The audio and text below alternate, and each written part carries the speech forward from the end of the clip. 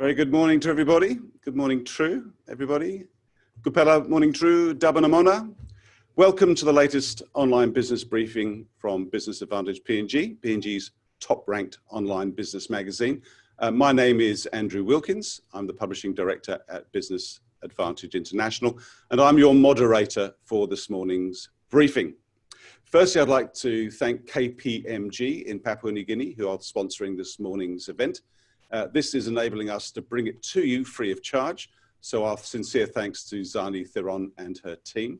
We have a busy 40 minutes or so this morning and a lot of ground to cover with our guests. Before we start, I'd like to draw your attention to the Q&A button at the bottom of your Zoom screens. You can click on this tab to pose a question to our panel. We will allocate some time at the end for questions, but please make them relevant and as brief as you can. This is not the forum for a long discussion on the cost of internet in Papua New Guinea, even though that is a very important topic. We're here to discuss e-commerce. I'd also like to confirm that this morning's session is being recorded, and we will be sending you a link to the recording in case you have to leave early. So now to our panel of experts. Greater technology, improved connectivity and new online payments mean it's time for PNG business to get serious about e-commerce. And our panel of experts this morning is here to discuss e-commerce models that work in PNG and the current and future technologies that will get you doing business online. So can I please welcome Samson Korawali, Belinda Manning and Bosa Togs. Will you please make them welcome? Hello, everybody. We might start with a discussion about the enabling technology. Obviously, e-commerce doesn't just happen in a vacuum. Certain things need to be in place for that to happen. And maybe, Bosa, we'll start with you if we may. And I think we had a few sound problems before, so maybe if I could just ask you to make your answers really loud and clear.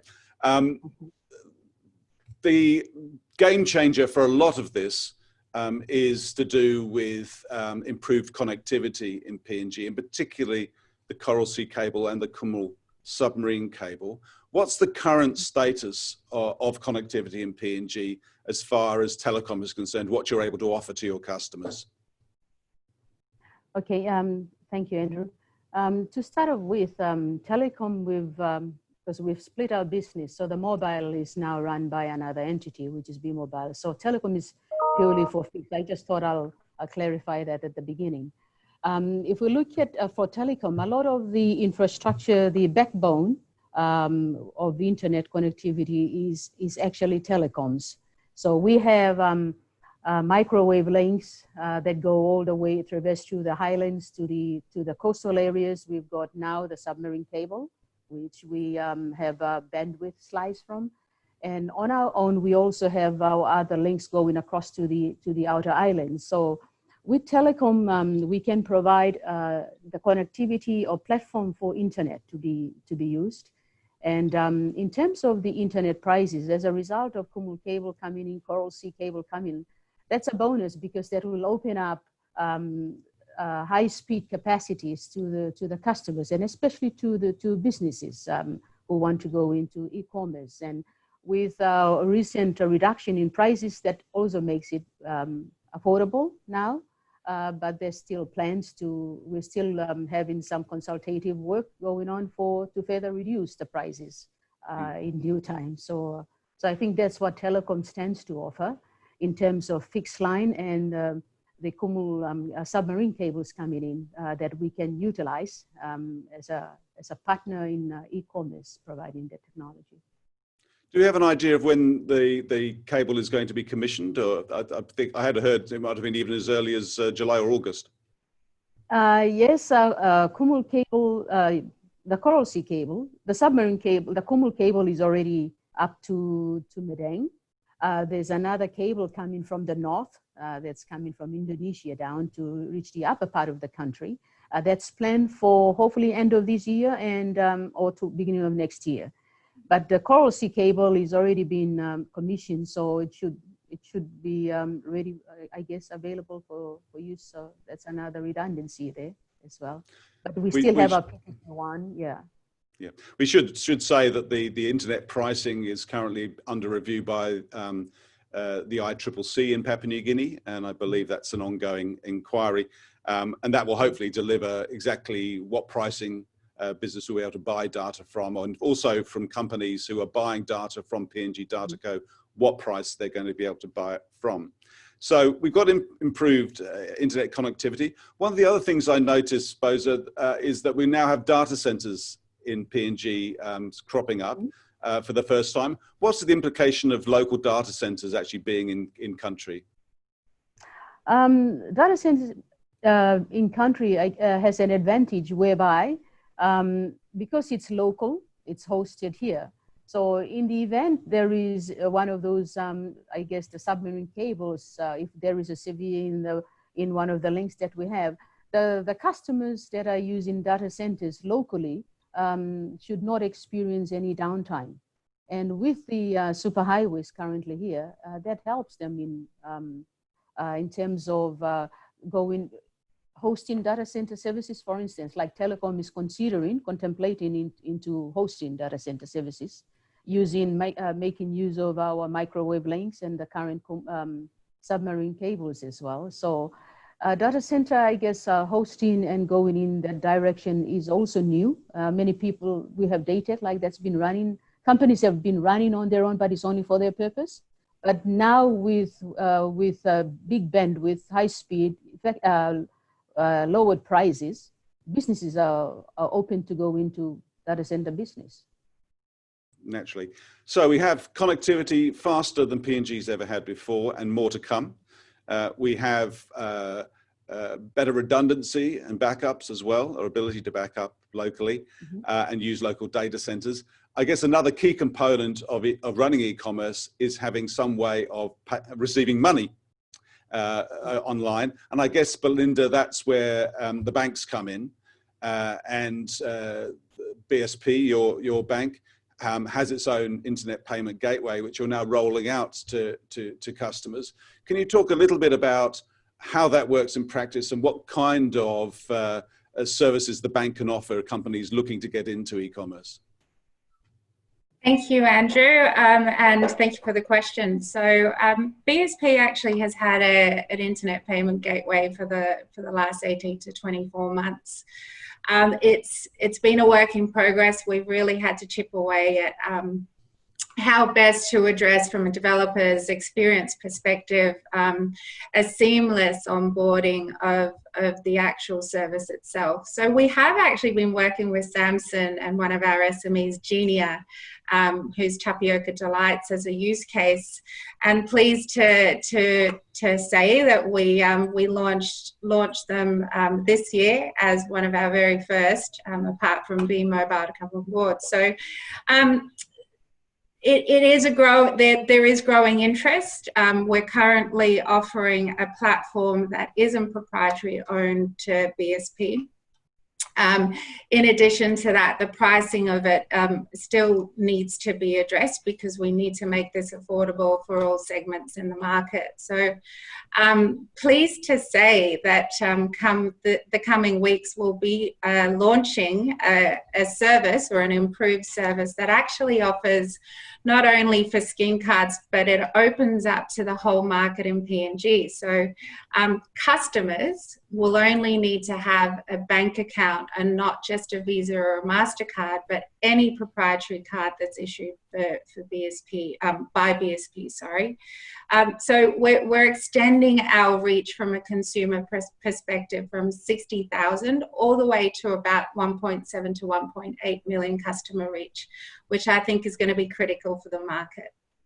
So that means effectively, rather than being able to buy and sell simply using a Visa card, which I understand is a very small body of people in Papua New Guinea who have a Visa card or a MasterCard, you could use, for example, the bank's Kundu card, which is a huge number of people, to actually buy and sell things online. That's what you're saying.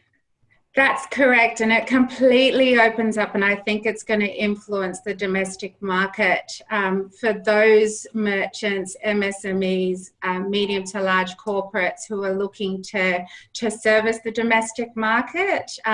You can actually pay through, yes, a Kundu card or a proprietary owned card. And I guess the other thing that's a really important component, and Samson, we might bring you in on this conversation, is you need your connectivity, you need a payment gateway, but you also need local expertise to actually put together a solution. And I guess that's where an organization like yours comes in. You've had quite a fair amount of experience of actually helping companies implement e-commerce projects. So what kind of expertise does PNG have in this space, and what kind of things should a company be looking for in order to identify a service provider who can actually help get them online? Oh yeah, hi everyone. Thanks, Andrew, for your question. I guess in PNG, there are a few really good web developers out there that have been actually developing websites for a while as well. And with e-commerce becoming a really hot topic, and the availability of the IPG has really sparked a lot of interest from existing customers or small or big enterprises to get into the market and start transacting. But because this technology is new, it needs a little bit of, I guess, research and understanding of how to implement the internet payment gateway. As I said before in one of my videos, it's quite a sensitive integration process, but now the process and the flow has been worked well. So I believe that there's lots of capable developers out there that can have access to this technology. However, e-commerce and e-commerce platforms online has come a long way. I started developing e-commerce websites back in 2002 with a friend of mine, back when web development was very, very difficult to do. And I was only new to web development back in high school. And if I think of it, how far it's come in almost 20 years, any person that has some sort of understanding of how to build a website, whether using Wix or Shopify, there's platforms out there that can actually help you build something really quickly. And then understanding what the business requirements and what the customer requires is possibly the more difficult thing to do. Understanding how they purchase and what the business logic is. And once you get that, then I guess there's a lot of web developers out there that can do it in PNG, absolutely. One of the other things which is going to be key is some regulatory framework to help and assist in this. And I note that PNG will have soon, hopefully, its first e-commerce bill being passed by Parliament. Here's a copy of the draft here, which a few of us have had a chance to look at. It's not quite ready to be passed, Belinda, but what implications are there? What do you think that the legislation, when passed, will actually be able to deliver? Thank you, Andrew. I think it's really important to actually stress that this is still in draft format, and the government is still working on how they can solidify and formalise the bill.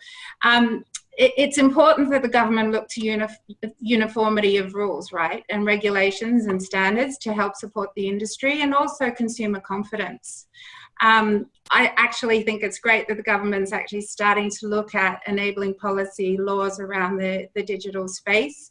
And perhaps the other two panelists could add to this, but naturally, if you have a look at other sort of markets and globally, the technology, the innovation, the digital transformation generally is slightly ahead of the shaping of legislation and policy. So it's perfect timing, I think, for the government to really look sideways at some really tangible use cases. And I think we're working quite closely with the Department of Communication and ICT to see if, there are things we can open up in terms of some of the innovative services that we're offering that they could use to really formalise that legislation. Bosa, one of the other key aspects of operating online is obviously security and privacy considerations. That is obviously a big issue for an organisation like Telikom, and that's something presumably you have a view on. What is the latest as far as making sure that if you're going to do e-commerce online in PNG, that your project is secure? Okay, thank you, Andrew, for the question. That's true. One thing about going into like e-commerce or going online for anything for that matter, a lot of the times in projects or in a lot of endeavors like that, security is always the afterthought when it should be one of the first things to be considered. And especially when you're traversing borders now and in our country where we don't really have good laws or policies like that. And So when it comes to security, and one of the things for people who want to go into e-commerce, I would highly recommend that people consider the security of their process, the security of, or if it's a hosted environment that they will be writing on. They have to consider, they have to do due diligence checks on, especially the payment gateways, that they should be PCI compliant. So, I mean, these are some of the things. And like with Telikom, we've also gone into that area where we are also trying to get certified in the ISO stream, so that we bring confidence to the customers. And that will also enable those who will be coming on board as partners to partner with us to support the e-commerce. We want to build that confidence and trust that we have PCI compliance if we have a payment gateway or the infrastructure that we host. It could be our cloud. I mean, that's future plans. It could be our telecom cloud they could ride on. It could be our data center that they could ride on for their e-commerce. But we need to make sure that things like that are secure. So like I said, it is important in our project plan. And a successful project is plan. I mean, there should be almost 60% even before you contemplate in doing anything. And the security must be considered because you're dealing with doing things online where it's difficult to probably check footprints, but I mean, with technology now we can go into, but especially for small businesses, right? Where they don't have a strong ICT support, and they probably could be hiring a consultant for that matter. So security is key in e-commerce going forward. Belinda, did you want to add something to that? Yeah, I think Bosa's raised a very valid point around PCI compliance, and this is certainly an area that does need to be stressed. So there is a number of platforms or payment processing solutions that are popping up in the market, and a number of them aren't actually PCI compliant. So that's an industry compliance aspect that ensures the safeguarding of the customer's credentials over the open web. Pleased to say that BSP, and it is part of, ensuring that we are compliant with some of our bilateral and trilateral arrangements and corresponding banks, and also with Visa and MasterCard and the schemes that we have ensured that our platform is 100% PCI compliant. In addition to that, we do have some stringent requirements around each of our clients when they come on board to ensure that their websites are secure as well. And I think Samson, you could probably comment on this. We did go through and ensure that SSL certification, the website, is actually hosted by a reputable sort of host per se, and overall the consumer is protected from the click of a button through shopping and browsing all the way through to the processing of the payment and the transaction. Yeah. Samson, did you want to add to that? I'll just say one thing. Yeah, just echoing what Belinda said, I had to go through a process where I had to make sure that the URLs and the website actually had an SSL certificate and was secure enough to take on the transactions that were going to be made, and that they had enough ample time to roll over that certificate if it was expiring in like 2-3 months. And so that's something we're always aware of, making sure that e-commerce platform is always secure. But also, there are a lot of tools out there that you can run as a web developer to make sure that your site is not under threat. A lot of free tools out there that you can scan your website on, and then if you need to, rectify the situation, then you can accordingly build in those particular plugins or those technologies to help secure your website. Excellent. And I guess the major point also is that while you're talking, Samson, about technical solutions, the key point that Bosa was making before is that the question about security needs to be asked at board level by the managing director and by the top of the company at the start of the project, not being dealt with by the technical person just before the project is implemented. Is that right? There's a lot of nods there. Yes. Excellent. Well, what we might do now, and I know this is probably something that people are keen for us to get into, is actually look at some of the business models that are working in Papua New Guinea right now, that are successful, and then we might use that to tease out a conversation with the three of you about what kind of businesses are suitable for e-commerce going forward. Let's first of all look at government. And this is something that I've experienced firsthand as a frequent visitor to Papua New Guinea, is that you can now, for example, purchase your visas online when you want to visit Papua New Guinea, albeit it's a bit difficult at the moment with the travel restrictions. But Belinda, I believe that's actually a BSP project that you did with the Department of Immigration. Can you talk a little bit about that particular project? Because that's an example, if you like, of government automating a process that used to take weeks and now is almost instantaneous. Yeah, I am pleased to share with everyone that this is a project that we launched, or have launched over the last, I think it's been almost 6 months, I think November last year. It's the first government agency that has actually recognised that seamless citizenship or citizen offerings and essential to ease of doing business in Papua New Guinea. It's exactly that. You apply online, you're able to make your payment online, and it's reduced the visa processing time from 3 to 4 weeks, dare I say, down to a couple of days. And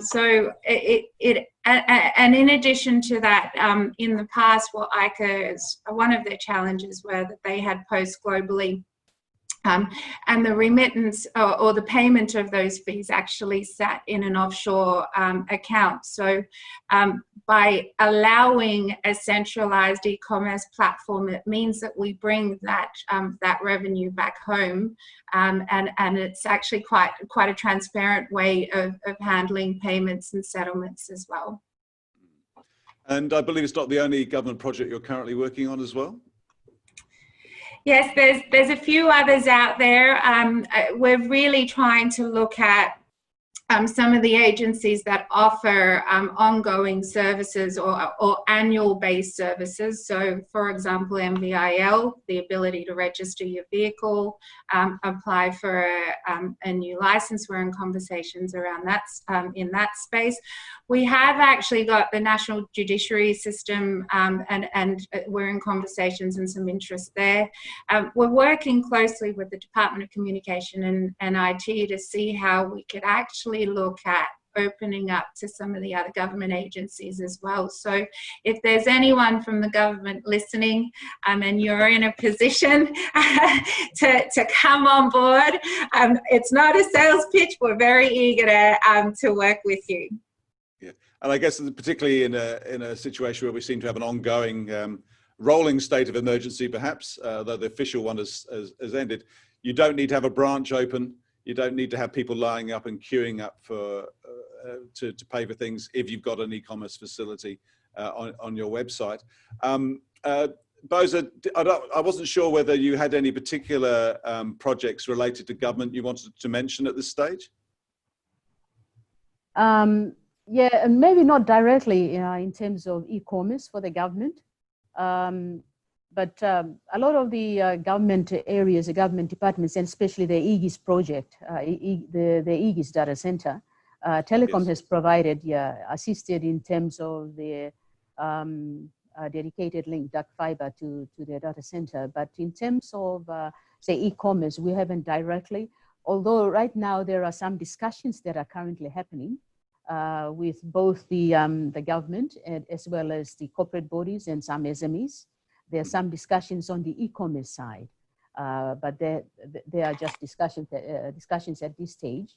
But in terms of links supporting the government infrastructure, because I think 2 years back, the government wanted Telikom to be, to be the provider of the major links to the government departments and all that, and that was part of their, I guess, strategy to make sure that all the government departments, whatever they do, their payments from transacting their pay across to the banks and all that happens. So that's where Telikom has partnered with and rolled out fiber directly into all the government offices, especially head offices, yes. But I think that's about that, not really in the e-commerce space just yet. Has Telikom had any e-commerce projects itself that it's been working on? Yes, we've got our what we call our self-care. We've got our self-care portal where our customers come in and transact. So they use that's where they purchase their credits, or they could buy and resell to customers in terms of credits or bundles or internet packages. So we have that one going, and that's tied to our payment gateway with the other bank. Yes. Mm-hmm. So that's going pretty well. We have plans now. We're just upgrading our website. We hope to launch it on the 1st of July with the latest technology. And then the next step is to have a shop there. So we are also going to expand on that one to go into doing online shopping, where our customers, they could apply for services online and pay for the services online before it gets cascaded or escalated down to the relevant teams. Instead of the people coming into the shops, we're trying to bring that to them. And that's with a phone or with a web browser? Yeah. With a PC? Yep. Excellent. Well, let's look at some of the business-to-business ideas, because I think this is an area where PNG's already got some very interesting projects underway. Samson, I was really interested to see the emergence of GoFood PNG as a service that has been particularly popular, I think, during the state of emergency, home delivery of food. But what is interesting about GoFood PNG is that while it is enabling companies to sell directly to consumers, it itself also is basically enabling technology for other businesses. For example, Stop and Shop use the GoFood PNG platform to sell groceries to consumers in Port Moresby. That's quite a mature business now, I understand. Yeah, it's only a few years old, and a close friend of mine who is the founder, he wanted to build, he saw the opportunity in the market, visionary, and he needed a tech person to come and take the risk and build it with him. So that was me. And we built this thing from absolutely nothing, and now we've got just under 20 full-time employees, and we've got lots of orders going, and we want to expand to across the country and across the Pacific. And I think it really depends on the sort of model and the again, we talk about technology, but we have to also understand the business model and what the customers want, and also how the business logic works. And so that can change. For example, we can't just get people to purchase the food online by credit card. There's a business logic in the back end that happens with the agreement between us and the actual restaurants, for example. So that can be a barrier as well of how the technology is built. But otherwise, yeah, it's going well, and we hope to continue to bring everyone yummy food at home. That's great. The other, turning to you, Belinda, one of the other things, I guess, about PNG is it is very much a cash-based society, or has been traditionally. Cash is king. People carry cash. They have been maybe reluctant to conduct things online, or simply haven't had the ability to conduct things online. It does seem, though, that by using your ordinary ATM card, that could be a game changer for getting people to conduct transactions online. An interesting example recently I was given by Air New Guinea, where they've been doing some promotions online, and people were actually able to book their flights online. But in order, the next day in their branches, they had a whole bunch of people queuing to pay for their online booking. That seems to be something that we want to try and get rid of. We want to remove the queue as a result of doing this e-commerce, not make the queue longer. So maybe some comments about how you think we might transition out of that cash-based economy and start to change people's behaviours in that respect. Yeah, thanks, Andrew. We are actually currently in talks with Air New Guinea, and it's really around exactly what you've just highlighted. It's run a sale, do a lot of the social media and the website pushing, and even through print media. However, it then generates more queues at their sales outlets, which then doesn't really offer a seamless customer experience. And some of these customers are traveling, believe it or not, 3, 4, 5 hours. It's costing them up to 50 kina to 100 kina, if not more. And that's one way, and then return. So yeah, I really do think that the domestic solution is gonna be quite a big game changer, in particular for the airlines, if they can get it right. Don't get me wrong, there's still a lot of awareness that needs to happen. You know, you're talking about the informal sector and the unbanked. And how do we get them to then move into utilizing a device, whether it be a mobile or a PC per se? The strategy around that is hopefully we can get to a solution where even if you do have a walk-in, that there's a touch point on it from an electronic perspective that will be user-friendly for an illiterate person to still make that booking so long as they have that card. So from a development and solution development perspective, these are all of the things that need to be considered when we start to move down this e-commerce space. And how do you bridge the gap without it being too overwhelming for the illiterate, informal, and then obviously you're going to have your drivers or your early adopters as well. There's a huge gap there that still needs to be addressed. Yeah. So what does Samson, we might start with you. What makes a good e-commerce project from your point of view? What are the do's and don'ts if you're advising somebody coming to start this process? What are the key things for them to consider? Well, I mean, if you're selling goods, then obviously that involves having some sort of inventory. And I think of even some of the bigger e-commerce businesses that started off very small.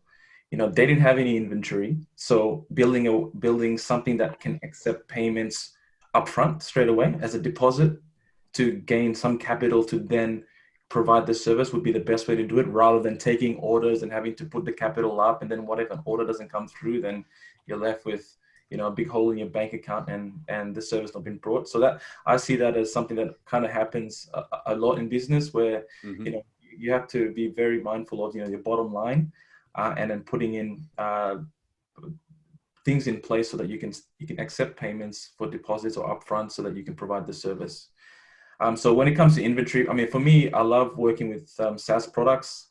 I don't hold any inventory. I don't hold anything physical. I can just provide the service and people pay for it. But, you know, just say that SaaS, when you say SaaS, you mean software as a service, which is a particular type of e-commerce, yes. Yeah, so that can really scale. But when you have inventory, or when you're producing things or making things or manufacturing things, that has another element and cost. You think about shipping, where you're shipping to. I mean, in Papua New Guinea, it's very difficult to come up with a shipping and delivery price costing per as to where the goods are going to. So that can be very, very difficult. Whereas other parts of the world, you still have other plugins that can work out the shipping costs that have the existing infrastructure. But there's a lot of opportunity. I would love to see a lot other developers and businesses export billums, export arts and crafts. Even think about online teaching. So teaching languages in our culture, we need to preserve this. And what better way than creating a service? Because I talk to many people around the world, and they're always interested in Papua New Guinea, but there's no way in. They don't have that ability to get those billums, or to get this art and craft, or to receive some sort of teaching about the languages and culture. So there's tons of opportunity for us Papua New Guineans to show the world and export our goods and services. Yeah. Belinda, I noticed that the BSP has just helped launch a ticket billum, which is another, if you're looking at a software as a service project, that's one that's just come on board in the last few days. Yes, so I think fresh off the press, the founder and the developer was a little bit mindful because of the SOE, you know, the state of emergency, and not wanting to promote large gatherings. But it's so important to have a look at this from the lens of the new norm. And a lot of other markets are doing this as well, where you could do crowd control and still hold events through pre-bookings and prepayments, and still ensure that the customer has a ticket, and actually it's a seamless customer experience for them. I just wanted to come back very quickly to talk about Samson's comment around the freight component. It is very much paramount domestically, and also I suppose international global sort of shipping, that we look at affordability when it comes to freight, right? It's not cheap to move things around domestically, nor is it cheap to move things around into a global delivery service. One thing that we have acknowledged as part of this whole process is we're looking to partner with TNT, one of the freight services who does domestic quite well, look at all of their corridors, and having a look at the trade corridors from an MSME perspective, and even from an agribusiness perspective as well. Now, how do we look at potentially a sponsor, an e-commerce merchant under this space? How can we work with the freight forwarders to say, if a particular route is profitable, and if we keep, so for example, it's a bag of coffee or it's a jewelry item under 100 grams or a kg and so forth, there's no reason why we can't look at far more cost-effective solutions to help support these businesses, to get them on the map and start stimulating the economy from a domestic perspective. So I think, and again, that's probably a call out as well to any of the freight forwarding companies out there. We need, all of these companies need your support. You're part of the whole service line or the ecosystem here. And it's essential that we support these guys with affordable solutions. Bosa, interested to know from your perspective, any recommendations for do's and don'ts for a company looking to get into an e-commerce project? We've already talked, oh, you'll have to put your microphone on, sorry. We've already talked about security, but what other things are really important to make sure that they have in their project? Yeah, I think first and foremost, to enter into e-commerce, like I said, is for the people or for the group or whoever is entering into business, is to really understand what is it that they want to achieve. I mean, it's important to know, and what kind of market do they want to reach out to, and to partner with the right people. Like I said, many of them might not know. They're probably good at making billums, but they don't know that it requires freighting, it requires the banks, it requires all that. So they need to partner with somebody who knows it all. And the other thing is the support of the ecosystem of the e-commerce, and that's where we need legislations, that's where we need the government to come to support that drive, so that we can, like Belinda mentioned, so that we can stimulate the market, so that when these people want to sign on, they know that, okay, there are already certain things that are conceded, so they just ride on the bandwagon of what is already been established by the banks, by the freighting groups, by policies, governance. I think that is key in order for us to really have, stimulate the e-commerce business in the country, and not only helping with our people, but also to reach out to the global market as well. So planning, having the right partners to work with, I think there's a lot of opportunity, but having the right people to help you in your business is key, I think. Yes. We've got a few questions which we might turn to now, quite a few questions actually, so thank you everybody for your questions. This one I think is about promoting and marketing e-commerce, and this is a question from Solomon. Is it fair to say that a lot of Papua New Guineans are not yet familiar with the idea of online purchasing? Well, I think that's fair to say.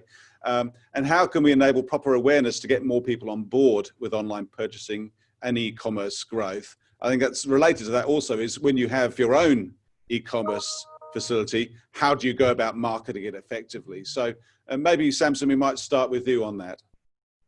Yeah, thanks for the question.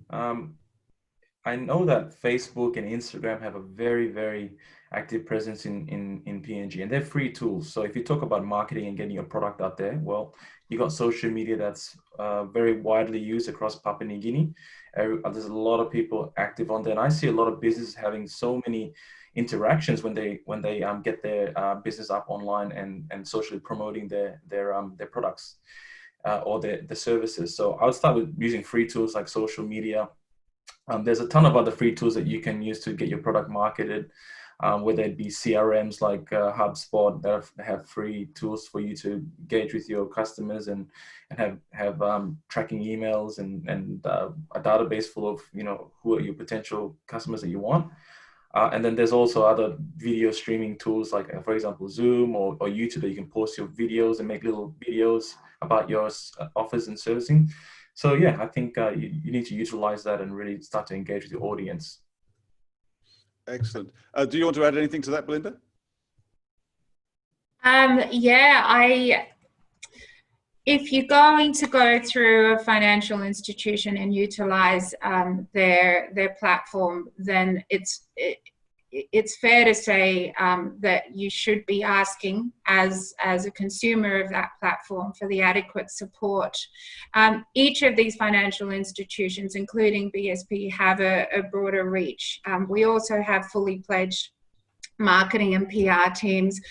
We've got connections through to the media, whether it be print, through social media as well. So I guess from our end, we've ensured that we not only offer an onboarding, but as part of the launching process, we actually offer a package around the marketing and the PR component for the merchant. And this way, it's about making sure that we're generating awareness. And in addition to that, when you successfully launch, and Samson did this really well, he jumped on, did a blog, and actually spoke and provided awareness about e-commerce and PNG. Be the drivers. If you're going to adopt this technology, go out there and preach it to the rest of PNG and the consumers, because this is the only way that we're going to generate this awareness. Another question which is related, I think, to BSP, but I think also I might bring Bosa into this as well. Bosa, it's correct to say that Telikom actually has a partnership with Westpac for its payment gateway. Is that correct? That's correct, yeah. That's correct. So, but I'm interested, I'm sure a lot of people listening are interested, because we've got a few questions about it, Belinda, is when you're opening up this new online payment system where you'll be able to take ATM cards, do you expect that this will be open to people who have ATM cards with other banks? So we will have a platform that will have an API for consumption for other institutions, and for us to actually do interbank transactions. It's not going to be available on day dot, meaning in the next couple of weeks, but it's certainly on the roadmap as well, to ensure that we do have the discussions with Kina when they're ready, and with Westpac as well. So our initial priority is to get the platform out there and get that launched, and start to service the immediate sort of customer reach that we have, and then start knocking on the doors of the other banks to see how we can partner and do acquiring of their cards as well.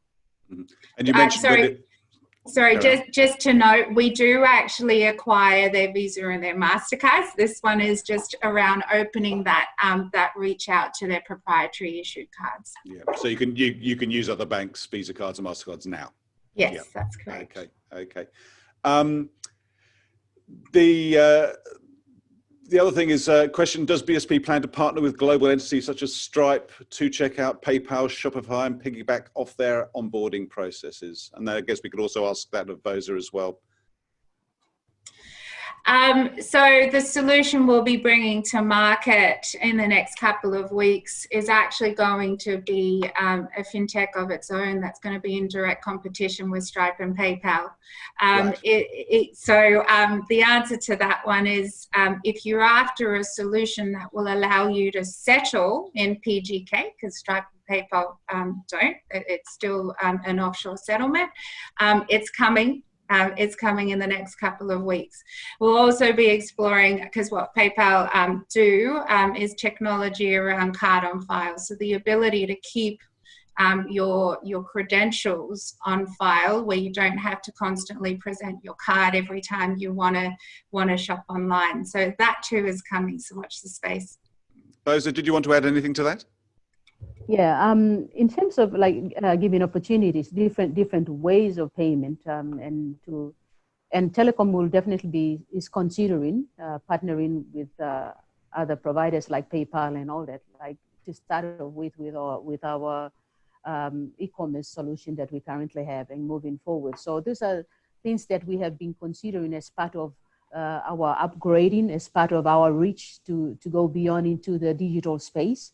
So yes, we are open to discussions. We've got a good partner now with the current WinCave. So with that, we are venturing into, we've just testing out some other things as well, where we've just gone into a 3D security kind of thing. So these are the considerations that we're trying to set the platform right before we launch into providing extra services to the customers and partnering with other providers like PayPal and all that. Yes. Excellent. We have a lot more questions, and it's going to be one of those things where it's going to be not possible to deal with them all. Someone asked whether the draft legislation is available to view. I think we can probably share that with the people who are at this. We have a copy which we've got from the Department of Communications. I'm sure we can probably share that with you as a follow-up email to this. And of course, there will be a recording of this session as well. There are obviously, this is an enormous topic and one I think we'll probably have to revisit for another time. But we might just finish off, Samson, with your particular project, because I think it's one that, to me, is an inspiring one, showing what can be done with a bit of some good ideas, some good thinking, and a bit of entrepreneurship. This is your relay.com service, which you launched just around Easter time this year. Can you tell, in a nutshell, tell me a little bit about that, and also where you see it going in the future? Yeah, thanks, Andrew. So very quickly, Relay is an online learning platform for schools, for universities, TAFEs, independent tutors, and even corporate companies to deliver their teachings or their courses. And the reason why I built this thing in the first place a few years ago was I saw a massive gap in the market where, as a teacher, I was doing a bit of lecturing. I was also doing my part-time masters, and I was using so many different platforms and apps at the same time: Google Classroom, Moodle, all these other platforms. And I thought, why can't I just use one platform? I log in once and just have everything that a teacher and student needs. And that's how it really was built, but built beautifully with beautiful user experience and very simple. And the target here is so that kids in Papua New Guinea and emerging economies across Asia and Africa and the Pacific and the Caribbean can have access to education and learning online through updated curriculum. That's our target market. And I'm very pleased to say that we're now in some discussions with the government in PNG. My vision is to roll it across a PNG, whether it's 100, 200, 300, 500,000 users. That's what we're aiming for. It's a scalable technology. We're sponsored by Microsoft, and we have the ability to scale, but it's just very simple to use.